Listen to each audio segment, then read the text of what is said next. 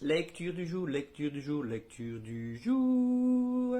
C'est parti ce matin, c'était Zacharie 5 à 9. Quatre chapitres qui étaient pas si longs que ça en fait. Zacharie reçoit plusieurs visions, non 5 chapitres.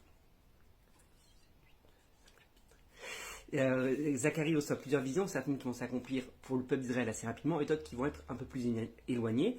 Et notamment Zacharie chapitre 9, où Zacharie reçoit la vision et l'Éternel dit ton roi vient, et ton roi vient sur le dos d'un anon. Et on sait que ça va s'accomplir avec Jésus qui va rentrer à Jérusalem sur le dos d'un anon.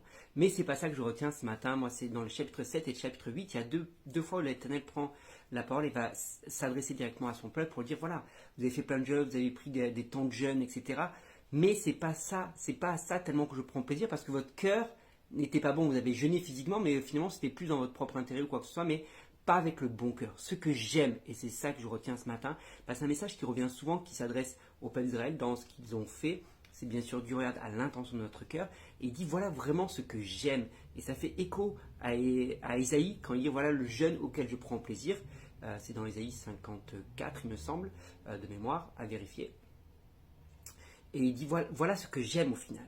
Ce que j'aime, c'est que vous pratiquiez la justice, que vous soyez bons les uns envers les autres, que vous aimiez la vérité et que vous aimiez la paix.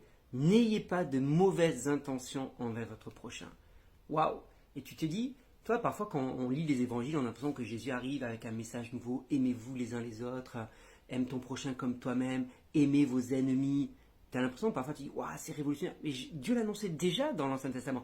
Dieu, dans l'Ancienne Alliance avec son peuple, c'était déjà ce qu'il voulait, que son peuple aime son prochain, que son peuple aime la vérité, aime la justice, aime la bonté, pratique la bonté, pratique le fait d'être bienveillant envers son prochain.